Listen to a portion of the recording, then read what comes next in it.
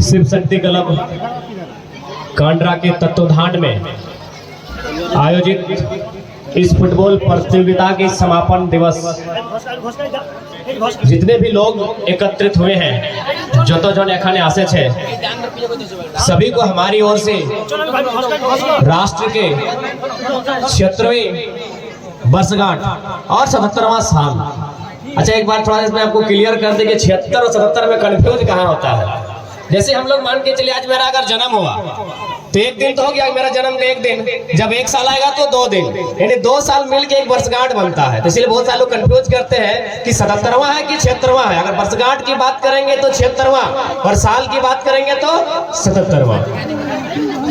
तो स्वतंत्रता दिवस की सभी को असंख्य हार्दिक शुभकामनाएं।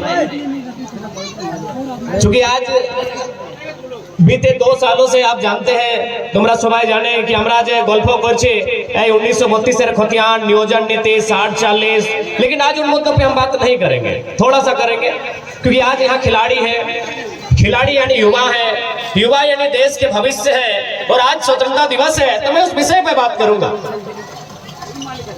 भारत देश जब ये अंग्रेजों के चुंगल में था तो इसे आजाद कराने के लिए असंख्य लोगों ने बलिदान दिया। हमारे पास शायद इतिहास में आंकड़े भी नहीं होंगे, हमारे पास गिनती भी नहीं होगा, इतने लोगों ने इस राष्ट्र को स्वतंत्र करने के लिए बलिदान दिया। हम कुछ लोगों के नाम जानते हैं और अपने नारों में, अपने डीपी वगैरह में, अपने कहानियों में, अपने शायरियों में उनको याद करते हैं। उन्हीं में से क्योंकि बहुत सारे लोग कभी कभी हमसे सवाल करते हैं कि गांधी और भगत सिंह में, हम बोले कि दोनों देश के लिए बेहतर है, लेकिन चूंकि अभी हम भगत सिंह की उम्र में हैं तो हम गांधी को समझने के लिए हमें उनकी उम्र में जाना होगा। तो चूंकि युवाओं के, अभी अगर युवाओं की बात करें तो भगत सिंह को मानते हैं, बेहतर तरीके से मानते हैं। चूंकि आज आजादी का जश्न मनाया जा रहा है, स्वाभाविक बात है, अच्छी बात है, लेकिन आज भी ये आजादी कहीं ना कहीं विचारणीय है कि जिस आजादी की कल्पना हमारे देश के, हमारे राष्ट्र के क्रांति पुरुष करते थे, क्या वो आजादी हमने पाई है? तो भगत सिंह ने कथन कहा था कि आजादी तो हम अंग्रेजों से छीन लेंगे, उठा के पटक के मार के भगा के आजादी हम अंग्रेजों से छीन लेंगे, पर क्या ये आजादी गांव, गरीब, किसान, खेत खलिहान, मजदूर तक जाएगी या फिर गोरों से आजादी मिल जाएगी और भारत के पूरे लोगों के पास आजादी रह जाएगी, यानी चंद मुट्ठी भर अमीर लोगों के पास। आज 77 साल के बाद भी शहीद आजम भगत सिंह की वो कहानी, उनकी वो कथन चरितार्थ हो रही है। आज भी भारत को संपूर्ण आजादी नहीं मिली है जिसके लिए लोगों ने हंसते हुए प्राणों का बलिदान दिया था। आज भी आप देख सकते हैं हमारे लोग, अच्छी शैक्षणिक व्यवस्था नहीं, स्वास्थ्य की व्यवस्था नहीं, रोजगार की व्यवस्था नहीं। ऐसे में सवाल होता है क्या ऐसी आजादी की कल्पना हमारे वीरों ने किया था? आज हम सिंदरी क्षेत्र में हैं, अगर आजादी की बात करते हैं तो आजादी का मतलब होता है हमारे खेत खलिहान भी आजाद होने चाहिए। आज यह टेस्ला प्रोजेक्ट है, कहीं FCI है, कहीं SEC है, कहीं हर्ल है। हमें कितनी आजादी मिली है, कोई बताएगा हमें कितनी आजादी मिली है? इसलिए भगत सिंह कहते थे कि आजाद भारत तब माना जाएगा, आजाद भारत तब गिना जाएगा जब एक काम करने वाला मजदूर और खेतों में हल चलाने वाला किसान वह आजादी का अनुभव करेगा, तब भारत आजाद माना जाएगा। आज राष्ट्रवाद के नाम पर केंद्र में जो सरकार बैठी है लोगों को हमेशा दिग्भ्रमित करती है। बाकायदा में उसी सरकार, उन्हीं के दल के श्रद्धेय भारत देश के पूर्व प्रधानमंत्री माननीय अटल बिहारी वाजपेयी के कथन था कि कलकत्ता के फुटपाथों में जो नंगे बदन आंधियां सहते हैं उनसे जाकर पूछो 15 अगस्त के बारे में क्या कहते हैं। अगर आप पूछेंगे 15 अगस्त के बारे में वीडियो साहब से, थाना प्रभारी महोदय से, वो कहेंगे आजादी ठीक ठाक है, सरकारी 50,000 का तनख्वाह भी मिलता है और रात को कोयला गाड़ी में कमीशन भी मिलता है, उनके लिए आजादी ठीक होगी। हो सके आपके थाना प्रभारी वीडियो सीओ ईमानदार होंगे, मैं उन पर नहीं कह रहा हूं, मैं पूरे ऑल ओवर भारत और झारखंड की बात कर रहा हूं। आजादी चंद मुट्ठी भर लोगों के हाथों में है। ये गांव व्यक्ति, आप नजर दौड़ाइए, आप छतों से चढ़कर दामोदर नदी का ये किनारा, यह कोयला की खदानें। आज भारत देश के लोग कहते हैं, भारत के जो सदन पर बैठे लोग कहते हैं, तो आज भारत वर्ष तभी आजाद माना जाएगा जब एक आम व्यक्ति आजादी का अनुभव करेगा।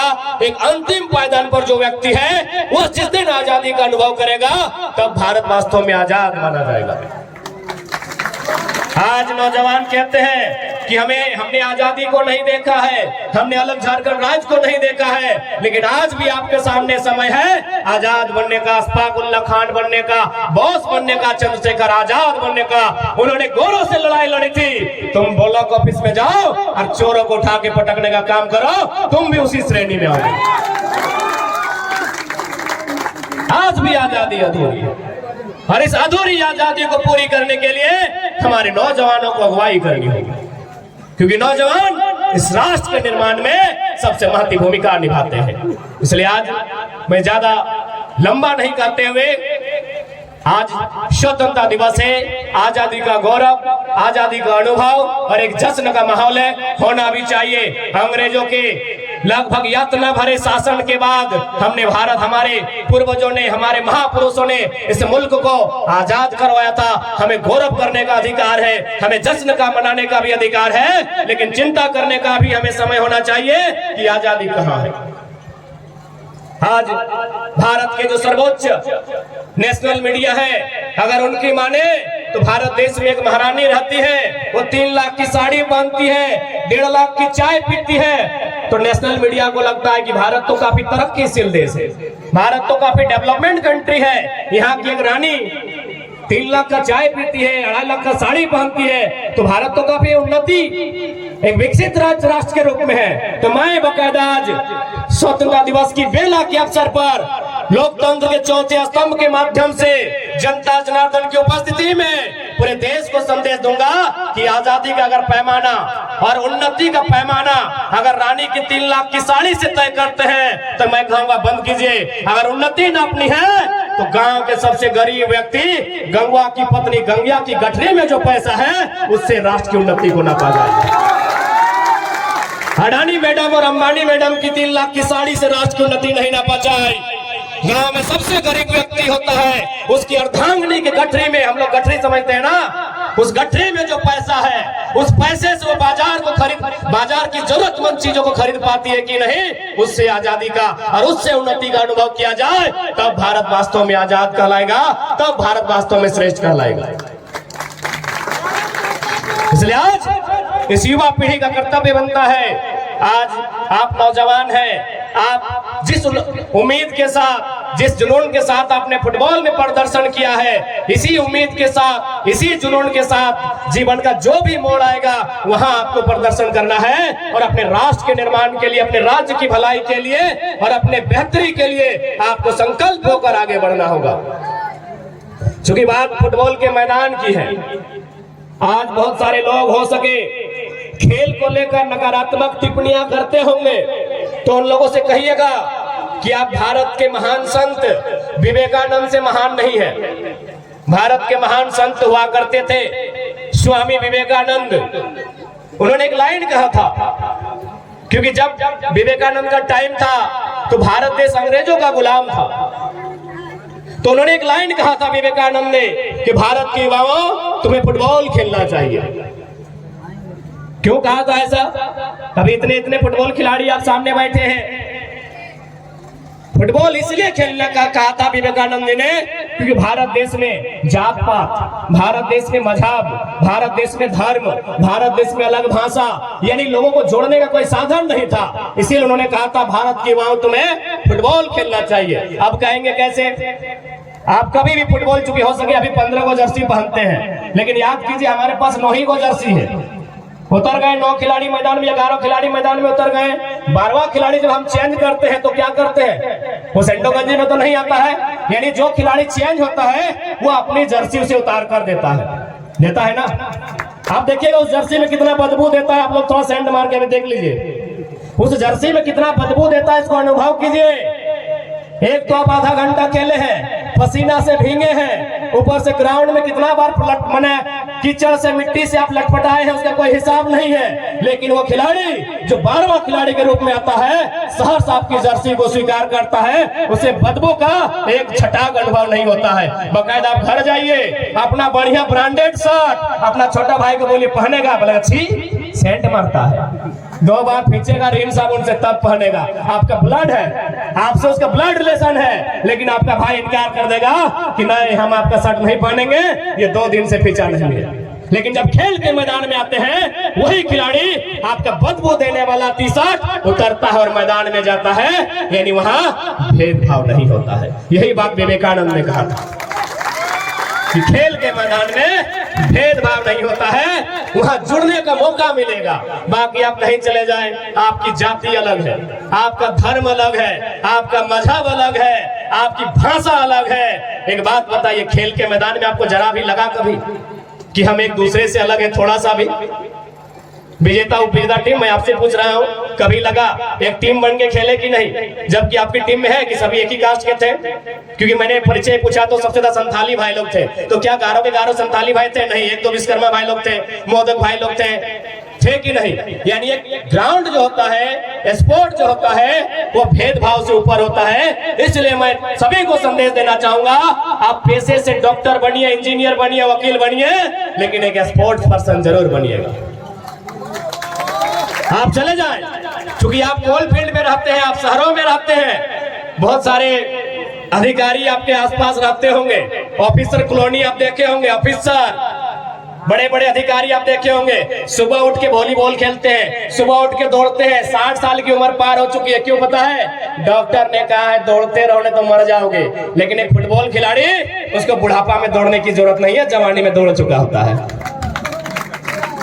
जो आज साहब है, सीएमडी रहे, जीएम रहे, पूरा जीवन उन्होंने पढ़ाई में बिताया है, कभी खेल में समय नहीं दिया है। इसीलिए आज 60 साल के बाद आप किसी ऑफिसर कॉलोनी में चले जाएं, वो सुबह 6 बजे उठते हैं, वॉलीबॉल खेलते भी 60 साल की उम्र में। क्यों? डॉक्टर ने कहा है खेल से रहो। तो इसीलिए खेल के साथ रहो, ताकि बुढ़ापा में आपको ज्यादा नौटंकी करने की आवश्यकता नहीं पड़ेगी।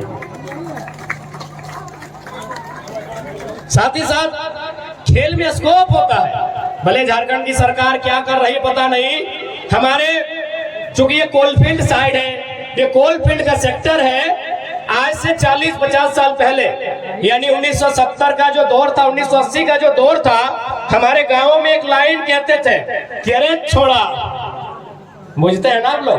हाँ, लड़का को छोड़ा बोला जाता है कि अरे बबुआ दुए टची तो टाका कमाए सकल है। टाका माने पैसा कमाना। आखिर हम लोग इतना जो भी कर रहे हैं, पैसा कमाना है था कि अरे छोआ दुए टच चीजें तो टाका कमाए सकल है, एक टड़िया दौड़ के न तो मटिया। राकेश शर्मा तो इंडियन थे। यूरी गगरिन एक बार चेक कर लीजिए, अंतरिक्ष में सबसे पहले जाने वाले यूरी गगरिन, चंद्रमा में जाने वाले नील आर्मस्ट्रांग, ठीक है। हिमालय की सबसे ऊंची चोटी पर सबसे पहले एडमंड हिलेरी, ठीक है। हाँ, 10 सिंह साथ में गए थे, वो पिक्चर ले रहे थे, पहला कदम हिलेरी का पड़ा था, तो हिलेरी को पहला गिनेंगे। आप झारखंड की बात करते हैं, झारखंड के पहले मुख्यमंत्री बाबूलाल मरांडी, पहले राज्यपाल प्रभात कुमार। अब चलिए रिपीट करते हैं, दूसरे राज्यपाल, झारखंड के दूसरे मुख्यमंत्री, चंद्रमा में जाने वाला दूसरा, अंतरिक्ष में जाने वाला दूसरा, पहाड़ की ऊंची चोटी पर जाने वाला दूसरा, भारत का दूसरा कानून मंत्री, भारत का दूसरा गृह मंत्री, भारत का दूसरा प्रेसिडेंट, भारत का दूसरा प्राइम मिनिस्टर। क्या देखा? जब हम पहला का नाम गिना रहे थे, बाकायदा सब बोल रहे थे बाबूलाल मरांडी, प्रभात कुमार, डॉक्टर अंबेडकर, तो डॉक्टर राजेंद्र प्रसाद, सरदार वल्लभ भाई पटेल। जैसे ही दूसरा का नाम लिए सब खामोश है। दूसरा को कोई याद नहीं करता है, भैया याद रख लेना, दूसरा को कोई याद नहीं करता है, सेकेंड नंबर को कोई याद नहीं करता है। बताइए, वो भी तो, अरे वो भी तो राज्य का दूसरा राज्यपाल है भाई, एक जिम्मेवार पद पर है, लेकिन आप याद ही नहीं करते। इसीलिए याद रखिएगा, जिंदगी में जो भी बनना, जो भी करना, जब जिंदगी में आए हो दुनिया में, ऐसे मत चले जाना। बाकी जाना तो एक दिन सबको है, ऐसे मत चले जाना, कुछ करके जाना और किसी एक क्षेत्र में खुद को अव्वल बना के जाना। जाना, खुद को नंबर 1 बना के जाना। बकायदा मैं तो ये भी कहता हूँ कि यदि कभी गुंडा भी बनना पड़े ना, तो ऐसा गुंडा मत बनना कि गांव में एक छोटा केस बड़ा बाबू तुमको ले जाए घिसाड़ के। ऐसा गुंडा बनना कि बड़ा बाबू तो छोड़िए, डीसी और एसपी भी पेंट में 1 नंबर करे। नंबर 1 बनो भैया, जो भी बनना है, जो भी बनना है नंबर 1 बनो। अरे गुंडा बन जाना मतलब गलत मत लो। गुंडा बन के किसी नारी की आबरू का अपमान मत करना, गुंडा बन के किसी किसान के खेत को मत छीन लेना, गुंडा बन के किसी मजदूर की पगार को मत छीन लेना। यदि किसी के साथ अन्याय हो वहां उसका सामना करना, और उस स्थिति में अगर गुंडा बनना पड़े तो बन जाना। वैसे भी जमीनें हमारी, माफिया कहाँ के गिन लीजिए। सबसे ज्यादा झरिया और बागबारा में माफिया है कोयला के। हमको डर नहीं लगता है, हमको तो बाकायदा लोग सावधान करते हैं कि आप सचेत हो जाओ, नहीं तो शहीद शक्तिनाथ महतो जैसा तुम्हारा भी कभी भी शूट हो सकता है। हम बोले सुनो, हम कोई शरीर नहीं, एक विचार है, और विचारधारा पूरे झारखंड के कोने कोने तक पहुंच गई है।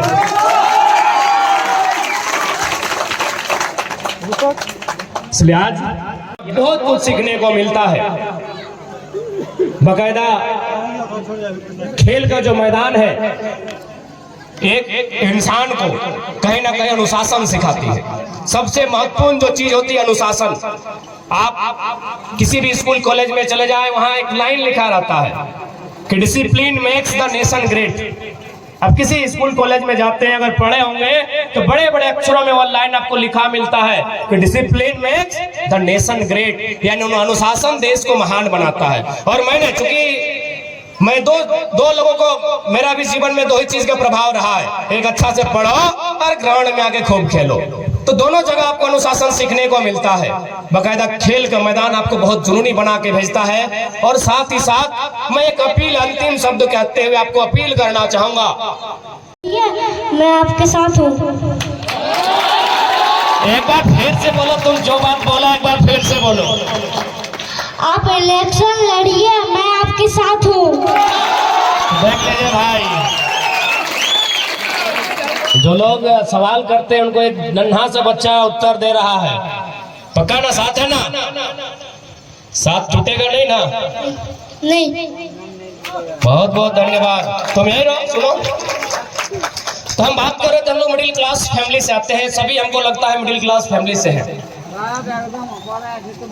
हमारे जीवन में बहुत सारा विघ्न, बहुत सारी बाधाएं आती हैं, और हमको लगता है कि जीवन में मेरी जो बाधाएं हैं वही सबसे बड़ी बाधा है। एक बात हमेशा याद रखोगे, बना दूंगा, हमको इस देश के प्रधानमंत्री बनना है, हमको बना दीजिए। बोला ठीक है, सोच लो, दोबारा मजदूर नहीं बनाएंगे। वो प्रधानमंत्री बन जाता है, 1 महीना प्रधानमंत्री बन के एंजॉय करता है। कौन? वो